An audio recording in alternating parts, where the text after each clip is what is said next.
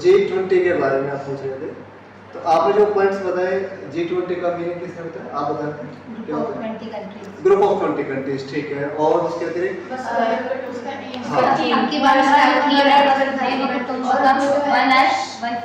और उसमें जो है वो डेवलपिंग और डेवलप दोनों हाँ, ये excellent point, developing and develop, ठीक है। शुरुआत 7 कंट्रीज 7 कंट्रीज में की थी। और इस बार उसे लीड भारत कर रहे हैं। ठीक है, और लीड कर रहे हैं। हाँ जी, आप जब आपने क्या बोला, कौन सा डेवलपमेंट? अच्छा जी, इसमें मतलब इकोनॉमी से रिलेटेड है, मतलब इकोनॉमिक्स, ठीक। अच्छा, ठीक। तो लगभग आपको इसकी बाउंड्री जो है वो पता है कि ये क्या है क्या नहीं। G20 ग्रुप ऑफ 20 कंट्रीज, और 2008 में इसको शुरू किया गया था। तो 2008 और 9 में हाफ ईयरली सेशन रखे थे इसलिए कि साल में 2 बार हम सारे देश जो है वो मिलेंगे। इसमें एक ब्यूटी क्या है कि ये जो ग्रुप ऑफ 20 कंट्री है, इसमें 20 देश नहीं है, देश 19 है, और एक यूरोपियन यूनियन है जो अपने आप में कंट्रीज का एक समूह है, वो भी इसका एक मेंबर है। तो ये G20 बन गए। अब ये क्या है कि पूरे विश्व के सारी वो अर्थव्यवस्थाएं जो या तो डेवलप्ड नेशंस हैं या डेवलपिंग, जिसमें बहुत ज़्यादा संभावना है, वो सारे एक मंच पर आ रहे हैं। क्यों आ रहे हैं? क्योंकि अब हम इस दुनिया में रह रहे हैं, इसको ग्लोबल विलेज बोलते हैं। आज इस दुनिया में अकेले दम पर सर्वाइवल करना बहुत मुश्किल है। आपको टेक्नोलॉजी के लिए, फूड के लिए, एम्प्लॉयमेंट के लिए, सर्विसेज के लिए, ट्रेड के लिए, कॉमर्स के लिए दूसरे देशों के ऊपर निर्भर होना ही पड़ेगा। अब एक उदाहरण के लिए हम समझते हैं, भारत और चीन आपस में बॉर्डर इशू को लेकर लड़ते रहते हैं, बहुत तलखी रहते हैं दोनों के बीच में, भारत पाकिस्तान के बीच में। लेकिन बहुत कम ऐसे समय होते हैं जब इनके बीच में व्यापार बंद होता है। खरबों डॉलर का व्यापार है दोनों देशों के बीच में। चाहे आज पाकिस्तान का अटैक हुआ है, हो सकता है कुछ घंटे के लिए सीमा के ऊपर ट्रकों की आवाजें रोक दी गई, 2 दिन के लिए रोक दी गई, उसके बाद फिर व्यापार शुरू। ट्रेड अल्टीमेट चीज है, व्यापार और इकोनॉमिक्स ये अल्टीमेट चीज है जो इस दुनिया को चलाएगी, ठीक है ना। तो इसको चलाए रखने के लिए सब देशों के बीच में आपसी एक बहुत अच्छा संबंध होना जरूरी है। तो उस संबंध को प्रगाढ़ता देने के लिए, इसको और अच्छे तरीके से एस्टेब्लिश रखने के लिए एक मंच बनाया गया कि जिसमें जो सबसे विकसित देश है वो भी आ जाए, और वो जिन देशों में सामान बेचेंगे वो भी आ जाए। अब एप्पल फोन है, आप देखते हैं ना, इसका थोड़ा सा स्टेटस अच्छा हो जाता है, एप्पल आईफोन लेके घूमता है, उसको दिखाएगा मेरे पास एप्पल 13 प्रो है, 14 प्रो है, 14 मैक्स है, दिखाएगा। अब एप्पल के सारे फोन अमेरिका में थोड़ी बिकते हैं। अमेरिका से ज्यादा एप्पल के फोन कहाँ बिकते हैं? भारत जैसे देशों में। भारत है, एशिया है, अफ्रीका में भी बिकते हैं। अब की बार इस G20 की जो सम्मेलन, इसको होस्ट किया भारत में, अगले साल इसको होस्ट करेगा ब्राजील। अब की बार भारत में जो होस्ट किया है, ये one of the best in G20 history है। जितना अच्छे तरीके से इसको मैनेज किया गया है, और जितना अच्छे तरीके से इसके लिए वेन्यू डिसाइड किया गया, थीम डिसाइड की गई है, उसको देख के अभी 2 मेन इवेंट हुए। अगले साल ब्राजील इसको होस्ट करने वाला है, तो ब्राजील की टीम और देशों से पहले हमारे देश में आ गई, जो सीखने के लिए कि तैयारियां कैसे की गई है, कैसे नहीं। तो ब्राजील के ऑफिसर्स ने जो हमारे भारत मंडप, जो प्रगति मैदान एक जगह है दिल्ली में, जहाँ पर हर साल IITF लगता है, इंडिया इंटरनेशनल ट्रेड फेयर, पूरी दुनिया के देश में आते हैं, अपना टेक्नोलॉजी, अपना सामान दिखाते हैं, व्यापारिक डील होती है, लोग देखते हैं उसको। उसी को तोड़ के एक मंडप बनाया बहुत बड़ा, उसका नाम दिया भारत मंडप। इसमें 7000 लोग बैठ सकते हैं। वो one of the world leading architecture है, और भारत के हिसाब से बहुत सुंदर है, वो देखने लायक चीज है। तो वो और उसके साथ जितने अरेंजमेंट्स किए गए हैं, उनको देख के ब्राजील की टीम ने ये कहा, जो हमारे भारत मंडप के आर्किटेक्ट हैं, उसको ये बोले CP मल्होत्रा को, कि आपने तो इतने जबरदस्त इंतजाम कर दिया, हमारे हाथ पैर अभी से फूल रहे हैं, अगले साल हम आपकी मेजबानी का मुकाबला कैसे कर पाएंगे? जितने अरेंजमेंट्स आपने किए, हमारे तो सांस निकल जाएगी, इतने अरेंजमेंट्स कर रहे हैं, और पूरी दुनिया के लोग आपके पास आ रहे हैं, और दिल्ली को आपने ऐसा बना दिया कि समझ नहीं आ रही क्या कहना। जहाँ वो रुकेंगे उस होटल से लेके, जहाँ उनके रूट में है वहाँ से लेके 1.19 लाख जवान को उनकी सिक्योरिटी अरेंजमेंट्स में लगे। 1.19 लाख, 1,19,000 जवान, पुलिस, पैराफोर्स, एनएसजी, और एनएसजी की सुपर टीम जो पहली बार लोगों के बीच में अपीयर हुई है, HI टीम, सबसे शार्प शूटर, HIT के बारे में कभी आपको बताएंगे, स्पेशल एक्स्ट्रा स्पेशल फोर्स में, NSGT की भी स्पेशल फोर्स, वो भी अब की बार ऑपरेशन में है, ठीक है। तो इतने लोगों की तैयारी, इतने सारे होटल्स, एक होटल 400 रूम पूरे अमेरिका के राष्ट्रपति के लिए बुक, एक उनके एक कमरे में जिसमें रह रहे हैं उसमें एक दिन का किराया 8 लाख रुपए, लाख से 25 लाख रुपए एक दिन का किराया। तो इतनी सारी मेजबानी हम कर रहे हो, किस लिए कर रहे हैं? अच्छा, कोई व्यक्ति जिससे आपको 1 रुपए का फायदा ना होता हो, उसके लिए आप 1 लाख रुपए एक दिन के कमरे का बुक करके दोगे? तो खर्चा करोगे उसके लिए? तो क्यों इतनी मेजबानी हम क्यों कर रहे हैं? क्योंकि ये भारत एक इतना बड़ा देश है, लगभग 140-42 करोड़ लोग के, दुनिया की सबसे बड़ी उभरती हुई मार्केट है। पूरी दुनिया के जितने बड़े बड़े प्रोड्यूसर्स हैं, बड़ी बड़ी कंपनी है सामान बनाने वाली, वो सब अपना सामान यही बेचना चाहते हैं। तो वो ललायित है कि भारत का बाजार के लिए खुल जाए, उनको जल्दी एक्सेस मिल जाए, पहुंच मिल जाए, लाइसेंस मिल जाए सामान बेचने का। अब भारत बेवकूफ़ तो है नहीं, ठीक है ना। तो भारत क्या करेगा? अगर अपने मार्केट उनके लिए ओपन करेगा तो उनकी मार्केट को भी डिमांड करेगा भारत कि आप भी अपनी मार्केट खोलो, हम भी अपना सामान वहाँ बेचेंगे। यस और नो? तो फेयर डील होनी चाहिए कि नहीं होनी चाहिए? इसी फेयर डील के चक्कर में बैकड्रॉप में देखो, ये जो मीटिंग्स होती है ना, बड़ी मीटिंग्स, ये राष्ट्रपति वगैरह से 2 दिन के लिए आते हैं, 8 तारीख और 9 तारीख, 9 और 10, ये 2 दिन का G20 समिट है। इसमें बाइडेन भी आए हुए हैं, चाइना से भी आएंगे, जापान से भी आएंगे, मिस्र से भी आएंगे, तुर्की से भी आएंगे, सब देशों से उनके प्रधानमंत्री राष्ट्रपति आए। लेकिन इनके डेलीगेट्स 10 दिन पहले आ जाते हैं और वो सारे आपस में मिलते हैं। जैसे मान लो पाकिस्तान और अफगानिस्तान को कुछ आपस में डील करनी है, या तुर्की और सऊदी अरेबिया को आपस में कोई व्यापार का इशू, तो उनके डेलीगेट्स पहले आके अपनी सारी जो डिस्प्यूट्स हैं वो सुलझा लेंगे। वो उनके जो बॉस है तो साइन करेंगे, खाली प्रेसिडेंट तो साइन करके वो पेपर एक्सचेंज करते और कुछ नहीं। तो डेलीगेट्स सारे पहले आ जाते हैं।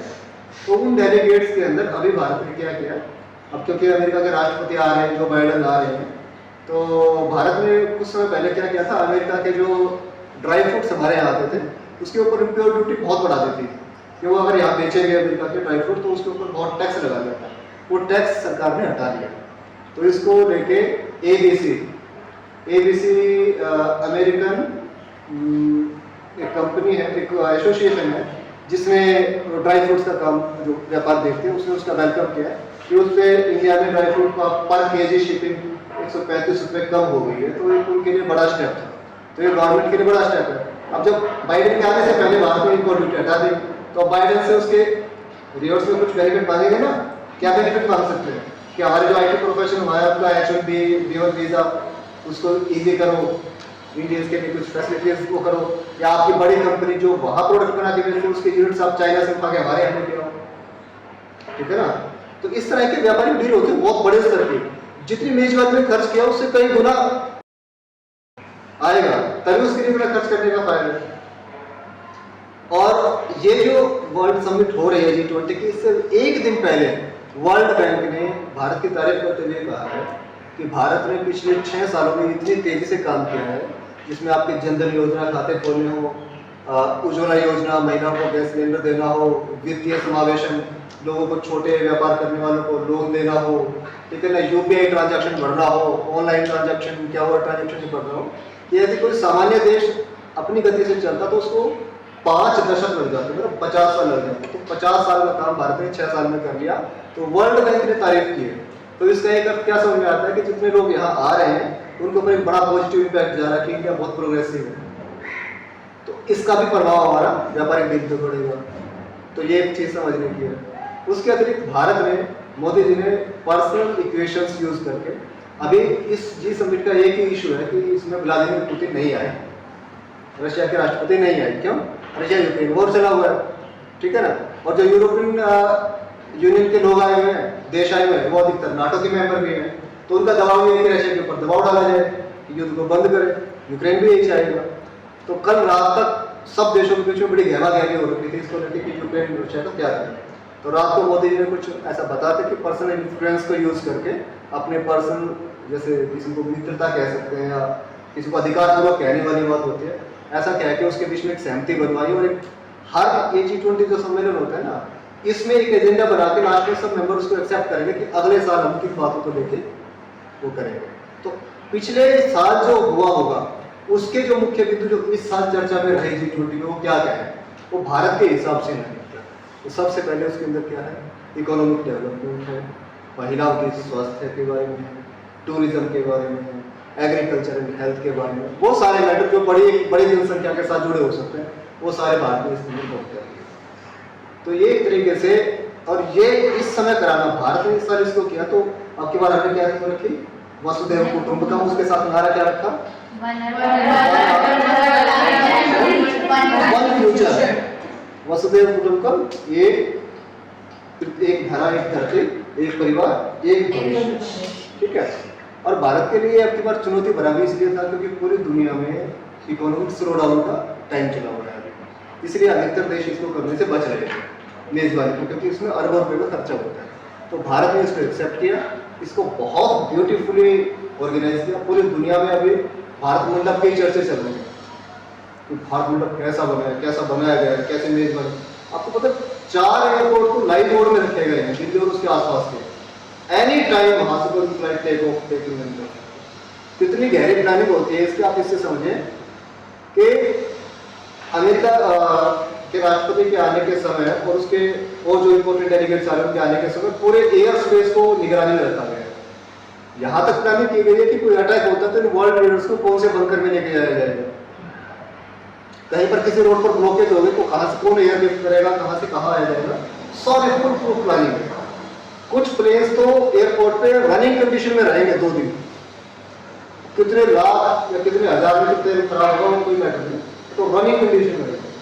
इतनी माइक्रो प्लानिंग करने के बाद इतने बड़े इवेंट को सक्सेसफुली करना, ये बहुत गौरव की बात है। पूरी दुनिया के ऊपर भारत की जो छाप अभी इस G20 के कारण हो रही है, तो बहुत पॉजिटिव इम्पैक्ट है।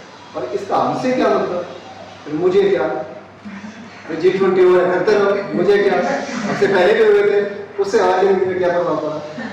हमारे लिए इम्पोर्टेंट किस लिए है, क्योंकि जितने ये इकोनॉमिक इश्यूज हैं, एनवायरमेंटल इश्यूज हैं, इनके बारे में डेवलप्ड नेशन कुछ ज़्यादा नहीं कर पाएंगे, ठीक है ना।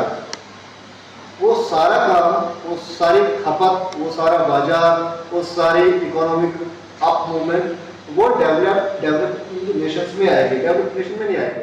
जहाँ अभी हमारे देश में ऐसे गाँव हैं जहाँ बिजली नहीं है, अभी ऐसे गाँव हैं जहाँ सारे घर पक्के नहीं हैं, जहाँ सब घरों में 2 व्हीलर नहीं है, तो सोचो कितनी गुंजाइश है हमारे पास। 2 व्हीलर ले सकते हैं, उनके घर में सबके पास फिर कीपैड वाले फोन आएंगे, फिर स्मार्टफोन लेंगे, ठीक है ना, फिर लैपटॉप भी लेंगे, फिर 2 व्हीलर भी लेंगे, वो जींस भी पहनेंगे, वो एडिडास के शूज भी पहनेंगे, वो बढ़िया कैप भी लगाएंगे, वो फिर नाइकी की टी-शर्ट भी लाएंगे, फिर वो कहीं घूमने भी जाएंगे।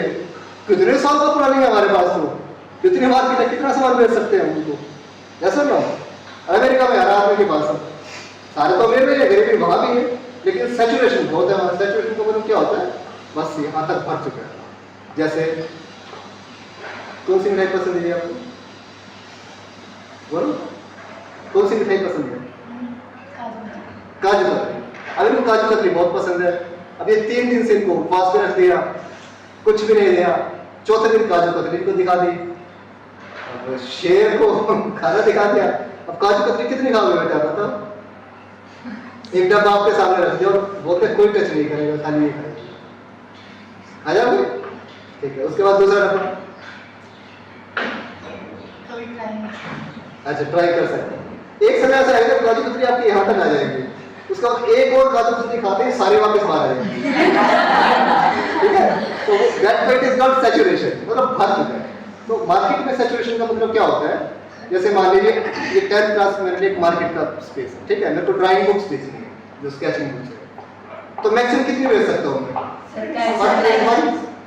या कोई बहुत ज्यादा मान लो 2-3 बच्चे ड्राइंग अच्छे उनको 2 बेच दिया, 3, मैक्सिमम सबको मैंने 2 बेच दिया, 24, मैक्सिमम 50% को एक और बेच दिया, 60-70, उससे ज्यादा तो नहीं बेच सकता ना। तो मेरी मार्केट सैचुरेशन हो गई यहाँ, तो मेरे को किसी और क्लास में जाना पड़ेगा, किसी और स्कूल में जाना पड़ेगा। तो ऐसे जो डेवलप्ड नेशन है ना, उनकी मार्केट सैचुरेशन में है, अधिकतर सारे प्रोडक्ट उन लोगों के पास हैं, ठीक है ना।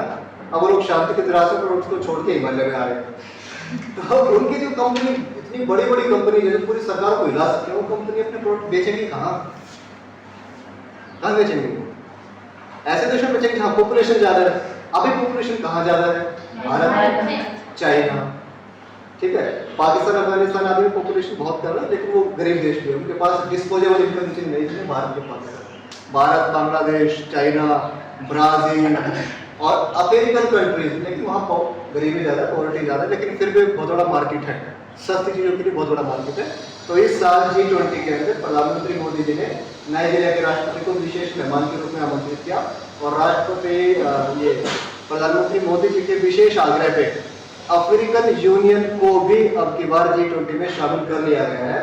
तो उसका सब देशों ने मोदी जी के कि उन्होंने उसका आह्वान किया कि वो लोग इसका मेंबर में, तो सारे बाकी देश भी इसके ऊपर सहमत हो गए, तो अफ्रीकन कंट्रीज भी अब इसके अंदर शामिल हो गए। तो इस तरीके से अब ये पूरी दुनिया का एक सबसे बड़ा और शक्तिशाली वैश्विक फाइनेंशियल, इकोनॉमिकल, ट्रेड, कॉमर्स का प्लेटफॉर्म बन गया है। तो G20 हमारे लिए आने वाले टाइम में बहुत फायदा करेगा, और कहीं ना कहीं आपके फ्यूचर प्रोस्पेक्ट्स ऑफ ग्रोथ में आपको इस इम्पैक्ट से जो अपॉर्चुनिटीज निकलेंगी उनका फायदा आपको मिलने वाला है, ठीक है ना। क्योंकि जितनी कंपनीज यहाँ आएंगी, जितने व्यापार, जितने ट्रेड्स यहाँ आएंगे, उससे जुड़े हुए उतनी सर्विस बढ़ेगी, उतनी प्रोफेशनल्स की डिमांड बढ़ेगी। जो लोग तैयार होंगे कहाँ जाएंगे, ये तो जाएंगे, ठीक है ना। अब जैसे अफ्रीकन करते हैं, जहाँ पूरे देश में कोई मुश्किल से 20-30 फैक्ट्री है, तो कितने लोग नौकरी कर रहे हैं, इसलिए गरीबी हो जाती है, ठीक है ना। जो अर्थव्यवस्थाएं अभी भी कृषि प्रधान है, वो इकोनॉमिकली बहुत रिच नहीं है। जो इकोनॉमीज इंडस्ट्री बेस्ड है या उससे एक स्टेप आगे आके सर्विस बेस्ड हो गई है, वो सुपर रिच है, उनके पास रिचनेस और वेल्थ बहुत है। लाइक एग्जाम्पल ले सकते हैं, सिंगापुर का ले सकते हैं, दुबई का ले सकते हैं, ठीक है, यूरोपियन कंट्रीज का ले सकते हैं, ठीक है। इंडिया में अभी भी by and large we are agriculture based economy, shifting towards industries, industrialisation कुछ हद तक हो चुका है, बट एक मास स्केल पर अभी होना है। और सर्विस सेक्टर में तो अभी भी बहुत बड़ा गैप है, हालांकि हम बहुत बड़े गैप को कवर भी कर चुके हैं, लेकिन फिर भी अनंत संभावनाएं हमें हमारे पास, ठीक है ना। तो हम पूरे दुनिया को सर्विसेज के लिए, इंडस्ट्री के लिए और quality production, reasonable cost production, बहुत सारी चीज़ दे सकते हैं। तो G20 बहुत बड़ा प्लेटफॉर्म है, और इसके बारे में अगर आपको कभी कंप्यूटर क्लास में समय मिले तो इसके बारे में कोर्स ये पढ़ सकते हैं, ठीक है ना। अब आपको कोई क्वेश्चन में इससे जुड़ा होता है पूछ सकते हैं, क्योंकि ज़्यादा बड़ा डिस्कशन ना करके छोटे रूप में ये What will be the language of their communication? Language of communication remains different because like Indian Parliament, जैसे आपको लगता है कि पूरी दुनिया के लोग अलग अलग देशों से आएंगे और अलग भाषाएं बोलने वाले होंगे, even if they speak English they have 10 different accents, तो समझेंगे कैसे एक दूसरे को। तो ऐसा भारत की संसद में भी बहुत सारे ऐसे एमपीज हमारे आते हैं सिलेक्ट होकर जो इंग्लिश नहीं जानते, जो हिंदी भी नहीं जानते या कहीं सुनना ही नहीं चाहते, तो पूरे पार्लियामेंट के अंदर ट्रांसलेटर्स बैठे होते हैं, तो रियल टाइम ट्रांसलेशन की फैसिलिटी भी होती है। तो जितने भी डेलीगेट्स आते हैं भारत में, किसी भी उसमें जाते हैं, तो वो अपने साथ जो भाषा लेके जाते हैं उसको बोलते हैं ट्रांसलेटर, ठीक है ना। तो वो ट्रांसलेट करता है। आप कभी भी देखेंगे व्लादिमीर पुतिन बैठे, मोदी जी बैठे, उनके पीछे थोड़ी सी पीछे करके कुर्सी पे आदमी बैठा होता है, लेडी बैठी होती है कोई साथ में, वो धीरे धीरे बात मोदी जी के कुछ बोलता है या व्लादिमीर पुतिन के कुछ बोलेंगे, तो वो होंगे जो उस देश की भाषा को भी अच्छे से जानते हैं और इस देश की भाषा को भी अच्छे से जानते हैं, ठीक है ना। वो बहुत राइवल होते हैं। अब व्लादिमीर पुतिन तो ये कहते हैं मोदी जी को कि मोदी जी आप हमारे बीच में आओ और हम आप पे अटैक कर देंगे, और वो दो भाषा उसको कहते हैं कि व्लादिमीर पुतिन आपको ये कहते हैं कि आप हमें हथियार दो, हम आपको सड़क पे हथियार देंगे, तो झगड़ा बढ़ जाएगा, कुछ का कुछ हो जाएगा। तो वो तो राइवल एंड टेस्टेड पर्सनल्स होते हैं जिनको वो लेके जाते हैं, तो इसी तरीके से ठीक है ना।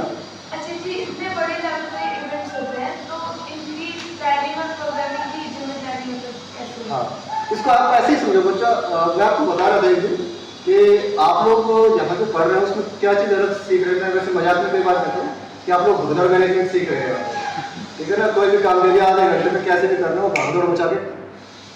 आपने ये देखा हमारा चतुर्वेद प्राणी जो संध्या दिवस का कार्यक्रम, उसके बाद उपनयन संस्कार का कार्यक्रम हुआ, उसमें कितनी व्यवस्थाएं होती है। 3 दिन पहले पूरा चार्ट बन के आता है, सिटिंग प्लान आया था कि गुरुकुल के बच्चे यहाँ बैठेंगे, ये सूर्य पे ये लोग बैठेंगे, तो उसकी माइक्रो प्लानिंग शुरू होती है। माइक्रो प्लानिंग मैक्रो प्लानिंग तो होती है। माइक्रो प्लानिंग सबसे पहले आप बैठ के, अब आपने एडवर्टीजमेंट शूटिंग देखी कुछ चौबराश वाले आई थी, शायद आप लोग नहीं जा पाए उसमें, उनकी प्लानिंग 2 महीने पहले से चली हुई थी, 2-2.5 महीने पहले वो आए थे। उसके बाद उन्होंने एक शूट हम लेंगे दिन में योगा का, एक शूट हम लेंगे 5 बच्चों का लैब कोट में, वो पूरी माइक्रो प्लानिंग करके उसके बाद उसके ऊपर टीम बैठ के डिस्कस करते हैं, फिर उसको करके ऐसे ये वो उसमें क्या करते हैं, टीम बनाते हैं पहले हाई प्रोफेशनल्स की, उनको जिम्मेदारी देते हैं भाई आपको अमेरिका के राष्ट्रपति को रिसीव करना है, उनका होटल वो होगा, उसकी सिक्योरिटी की जिम्मेदारी इस कमांडर की है, उसकी जिम्मेदारी इसकी, तो ऐसे काम करके बांटते हैं, फिर वो अपनी अपनी टीम बनाते हैं नीचे। जैसे भारत का अगर आप कभी देखना चाहें, दुनिया में सबसे बड़ा, सबसे बेहतरीन, सबसे फुल प्रूफ प्लानिंग का एग्जाम्पल देखते हैं किसी भी देश में, पूरी दुनिया में देखें तो हमें लगता है कि भारत का जो चुनाव आयोग है उसकी कार्यप्रणाली को देखते हैं। किसी भी राज्य में या भारत के जब लोकसभा के चुनाव होते हैं उसकी कार्यप्रणाली को कभी आप स्टडी करना देखना, वन ऑफ मेगा इवेंट, मैं उसका पार्ट रहा हूँ 3-4 बार, जो प्लानिंग उसमें होती है जबरदस्त। क्या प्रिंटिंग से लेके क्या उसमें आपको बैलेट पेपर पर रबर लगाना है, रबर बैंड तक वो देते हैं, पेन पेंसिल शार्पनर, क्या और कितने लाख पोलिंग स्टेशन होते हैं, सबके ऊपर भेजा जाएगा।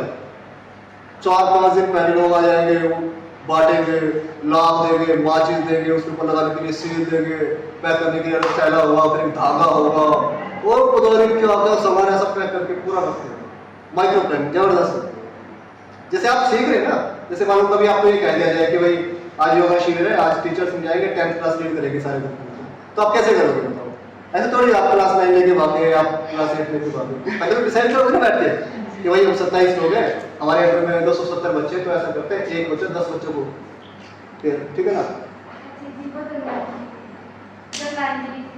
हाँ, तो फिर आप इशू आएगा, फिर ये कशिश बोलेगी छोटे बच्चे मुझसे नहीं संभलते, बहुत वो करते हैं, फिर ये सब भाग्यवती जी बोल देंगे आज जी मेरे बस में नहीं आते, फिर मधु जी बोल देंगे जैस्मिन मेरे काबू में नहीं आते, तो फिर क्या करें, टीम बनानी पड़ेगी भाई ये लोग यहाँ, ये लोग यहाँ, ये लोग यहाँ, फिर ऐसे 4-5 बच्चे जो होंगे 10-12 उनको 6 टुकड़े भी खिला देंगे।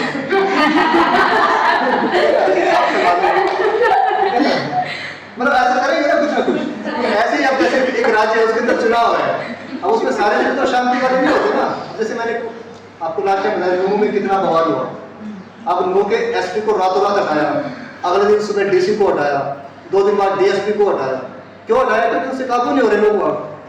फिर ऐसे डीएसपी, ऐसे डीसी, ऐसा डीएसपी भेजा जो तेज कर रहा था, उस एसपी की वीडियो है, गांव में जाके बोलता है कि आप सब लोगों को पता है कि उसमें दंगों में कौन कौन लड़के थे, कान पकड़ के ले आओ, और मेरे पास सबके वीडियोज और फोटो मुझको डालना आता है, जब मैं अपने तरीके से लाऊंगा फिर किसी को सुनूंगा नहीं, तो ऐसा दबंग कैसे हो तो कौन नहीं होगा, सबके हाथ में काफी होगा।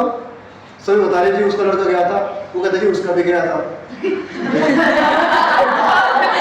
तो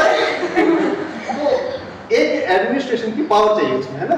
तो ऐसा नहीं कि प्रेरणा को ये कह रहा हूँ कि वो उनकी सरकार है, लेकिन हो सकता है उन बच्चों को हैंडल कर ले वो, ठीक है ना? तो इस तरीके से माइक्रो प्लानिंग होता है, तब होता है काम, बेटा इतना आसान नहीं। आपको पता है उनके खाने की डिश की भी चॉइस फाइनल होती है। बाइडेन की इवनिंग जो डिनर है उसमें कौन कौन सी डिश सर्व की जाएंगी, ये सारा प्री फाइनल होता है। आपको शायद ये पता नहीं, अमेरिका के राष्ट्रपति को 9 और 10 तारीख को याद है, उनके देश की 4 टॉप सीक्रेट सर्विस एजेंट्स 3 महीने पहले से यहाँ है, 3 महीने पहले से आके दिल्ली के आसपास के जितने राज्य भी है ना, जो उसके 100 किलोमीटर 150 किलोमीटर उसमें पागल खानों में भी कोई नया बादल भरते हुए उसका भी रिपोर्ट ढूंढ रहे हैं वो।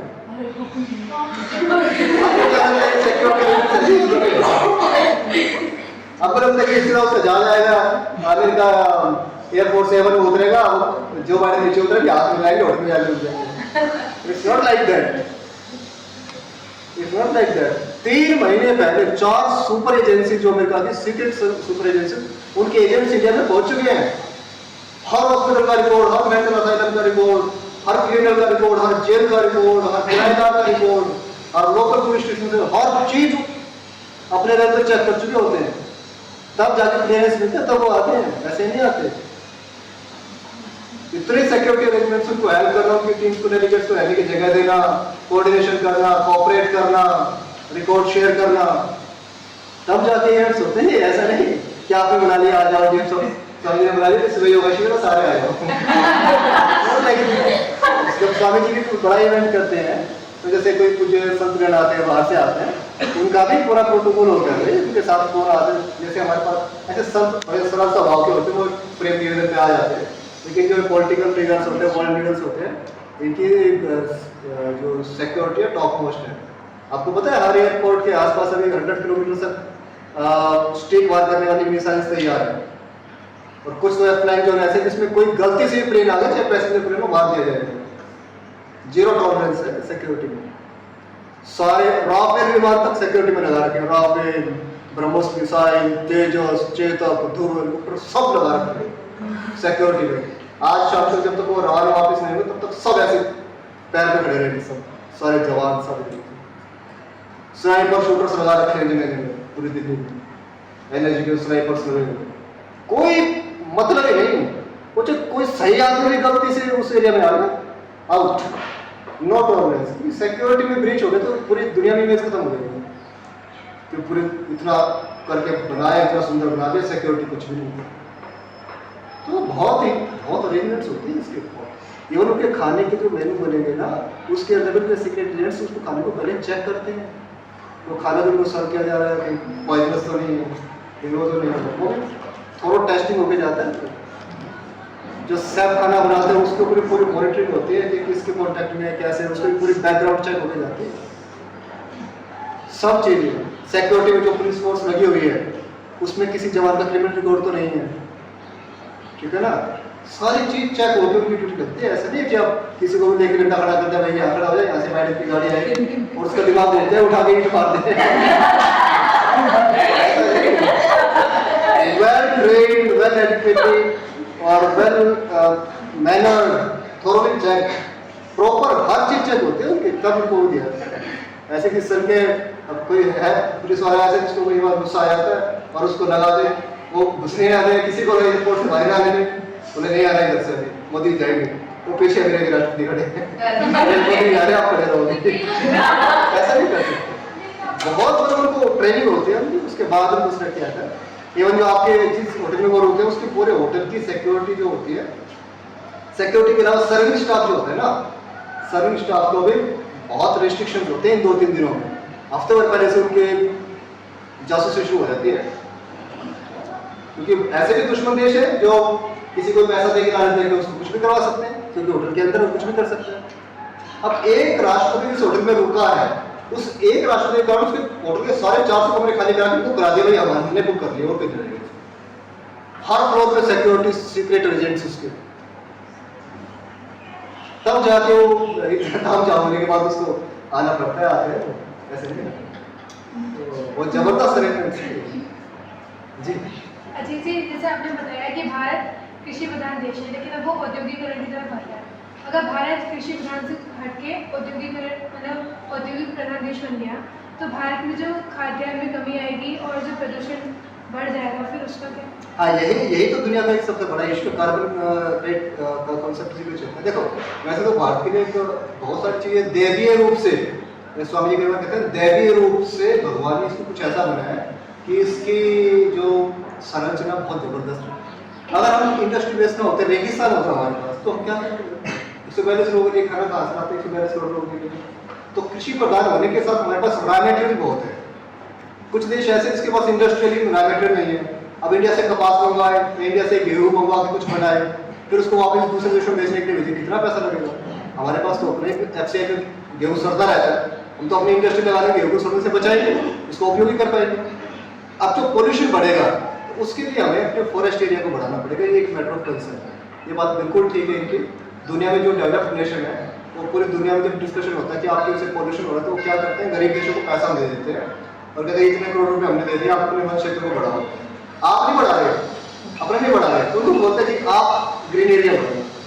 उनको अब क्योंकि उनको अपने देश में उसके लिए पैसा चाहिए। गंगा जी आगे एक किडनैप हो चुकी, तो उनको पैसा चाहिए इन देशों को अपने देश में सड़क बनानी है, स्कूल बनाना है, कुछ करना है, तो पैसा ले लेते हैं अपने आप। दुनिया में एक ही देश है जो कार्बन न्यूट्रल है, कौन है? दुनिया में एक ही ऐसा देश है जो कार्बन न्यूट्रल है, जितना वो पॉल्यूशन उसका वहाँ प्रोड्यूस होता है उससे ज़्यादा उसके पास ग्रीनरी है, ग्रीन कवर है। It is Bhutan, beautiful wonderful country Bhutan. ज़्यादा प्रधानमंत्री, राष्ट्रपति, प्रधानमंत्री कोई बड़े डॉक्टर है, पेशेंट देखते हैं आपसे बड़े खुश रहते हैं, हैप्पी इंडेक्स। तो कहते हैं हमारे देश के नागरिक जितने खुश होंगे उतना देश हमारा खुशहाल है। तो ज़्यादा अमीर देश नहीं, बहुत छोटा सा सिंपल इकोनॉमिक कंट्री है। जब वहाँ पे मीटिंग होती है तो वहाँ पे 10 कंट्रीज के लीडर्स रहते हैं या फिर जैसे इकोनॉमिक में बात करनी तो इकोनॉमिक मिनिस्टर भी। बेटा जो आपको वहाँ दिखाई देते हैं, जो आज मोदी जी के फोटो खिंचवा रहे हैं, वो लोग तो आपके 2 दिन आते हैं समिट में भाग लेने के लिए अपने देश का एक चेहरा बन के। उससे पहले उनके डेलीगेट्स होता है प्रतिनिधिमंडल, उसमें उनके बड़े बड़े व्यापारी भी आते हैं, उनके इकोनॉमिक मिनिस्टर्स भी आते हैं, ट्रेड मिनिस्टर्स भी आते हैं, डिफेंस मिनिस्टर, सारे जो जिनको बात करनी है वो सारा एक प्रतिनिधिमंडल बन के आता है। अच्छा एक चीज़ मैं आपको बताना भूल गया, इसमें एक चीज़ आप सुनेंगे तो एक बार G20 शेरपा हमने वो पढ़ा था ना इसमें माउंट एवरेस्ट वाली स्टोरी में। शेरपा लोग कौन होते हैं? जो माउंटेनियर्स को ऊपर पहाड़ पर चढ़ने में मदद करते हैं। शेरपा एक प्रजाति होती है लोगों को जो पहाड़ में रहते हैं, बहादुर लोग होते हैं। तो G20 शेरपा एक टर्म आप सुनेंगे इसके बारे में। तो G20 शेरपा क्या होता है? जैसे पहाड़ों पर चढ़ने वाले को शेरपा लोग मदद करते हैं ना, ऐसे ही हर देश के अंतर्गत G20 में कुछ लोगों को नाम शेरपा दिया हुआ है। हालांकि वो शेरपा प्रजाति के नहीं है, उनका नाम डेजिग्नेशन दे दिया शेरपा। जैसे बोलते हैं सेनापति है हमारा सेनापति, तो शेरपा वो आ जाते हैं। पहले उनकी मीटिंग होती है सब देशों के आपस में, वो अपने आपस के मतभेद होते सुलझा लेते हैं। अब यूक्रेन को रशिया वाले कोई बात बतानी है, इंडिया को अफगानिस्तान वाले को, या तुर्की को, या सऊदी अरेबिया को कोई बात बतानी है, फ्रांस को कोई बात बतानी है, तो पहले वो G20 वाले शेरपा कि भाई भारत के इस G20 समिट में ये मैटर्स है, वो अपने उन सब देशों कम्युनिकेट कर देगा। वो सारे अपना ग्राउंड वर्क पूरा कर लेते हैं। सारे ग्राउंड प्रिपरेशन होने के बाद इसको ऐसे समझ लीजिए जैसे हमारा संन्यास का कार्यक्रम था ना पीछे, चतुर्वेद प्राणायाम, तो वो आए थे पीछे मंदिर बनाने वाले, वो सब फोम के मंदिर बना के कितने दिन लगे रहे वो सब बनाने के बाद प्रवचन करने के लिए सवाल, वो जब बनने से कोई नहीं रहा। तो शेरपा वाला काम होता है उस मीटिंग से पहले सारी ग्राउंड वर्क टेबल तैयार कर लेते हैं, उसके बाद मैक्सिमम मुद्दों पर सहमति बन जाते हैं, वो फिर अपने लीडर्स के सामने रख देते हैं, वो साइन करके एग्रीमेंट आपस में शेयर करते हैं। तो ये काम तो पहले महीने भर पहले शुरू हो जाता है। ये टॉप इवेंट होते हैं लास्ट में, इसमें वो अपने क्योंकि शेरपा और डेलीगेट तो साइन नहीं कर सकते, साइन तो मिनिस्ट्री करेंगे, उनके पास पावर, वो आके एग्रीमेंट को पूछते हैं आपने देख लिया? जी देख लिया। ये पॉइंट तो हो गए, जी हो गए। वो नीचे अपने इनिशियल करते हैं, ऊपर मिनिस्टर साइन करके एक्सचेंज करते हैं, चलो जी हमारे बीच में व्यापार का समझौता हो गया। ऐसे होता है।